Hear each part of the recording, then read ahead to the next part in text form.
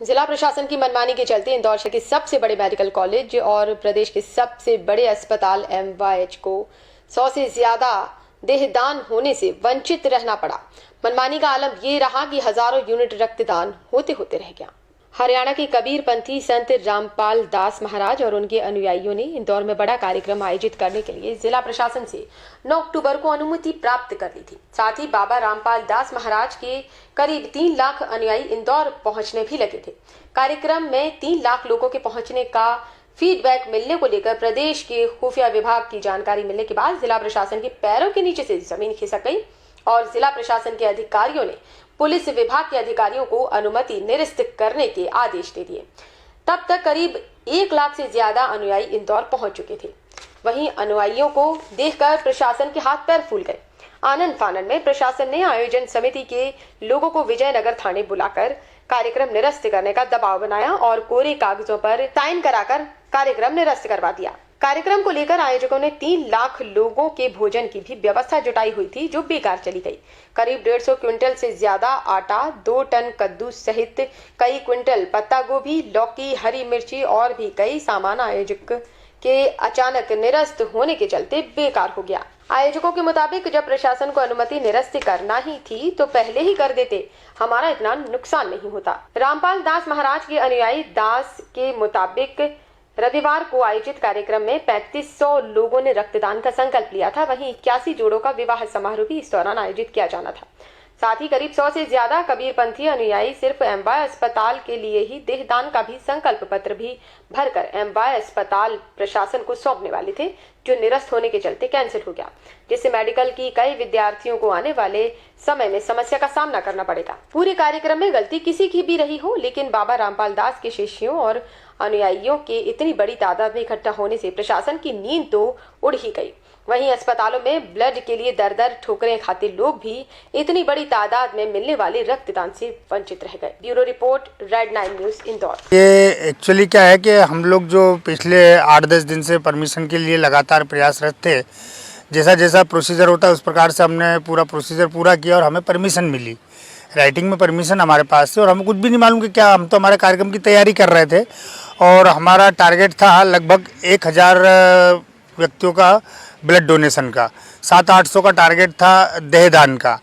तो हमारे पास कल तक जो प्रविष्टियाँ आ गई थी कम से कम 3,500-4,500 हज़ार के रक्तदान की प्रविष्टि आ गई थी और 2000 के आसपास देहदान की प्रविष्टि थी और हमारा 51 जोड़े का शादी का, जिसके हमारे गुरुवाणी में रमिणी कहते हैं, उसका टारगेट था।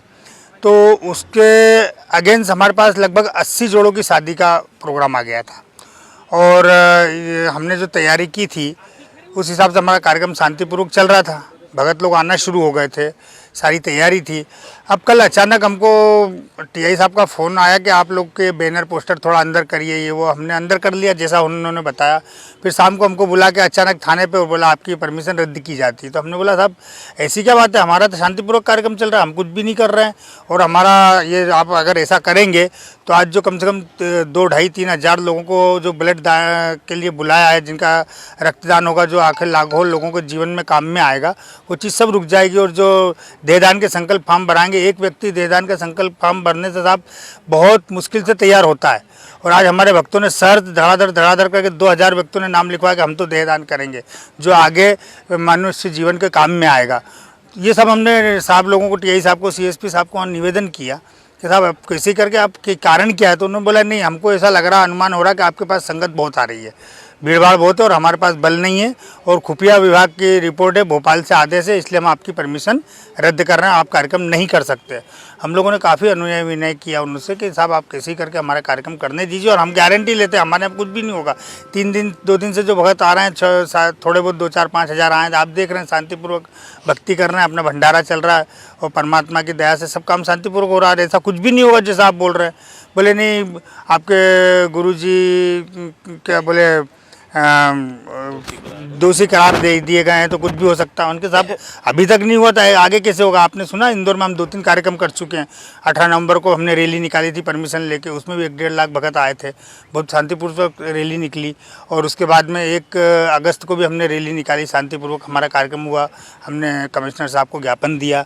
बताइए आज तक कभी भी कुछ भी हमारे भक्तों की तरफ से होता हो तो सारा बार बार निवेदन किया लेकिन उन्होंने नहीं माना। हमने ये भी कहा कि साहब देखिए आज 2-4 हज़ार लोगों का देहदान होता है, रक्तदान होता है, कितना बड़ा नुकसान होगा। ये भी हमने को बताया कि हमने खाने का सामान इतना मतलब कुंटलों 100-150 कुंटल आटा, सब्जी आ गई थी ढेर सारी। आप लोग देखिए इधर हमारा बहुत सारी सब्जियां पड़ी है और लकड़ियां मंगवाई, भक्तों ने सेवा करी। इस ग्राउंड में 1000 भगत रोज़ घास निकाल रहे थे। 8 दिन में ग्राउंड तैयार करा, धूप में पानी पी के बहनों ने और भक्तों ने तैयार किया।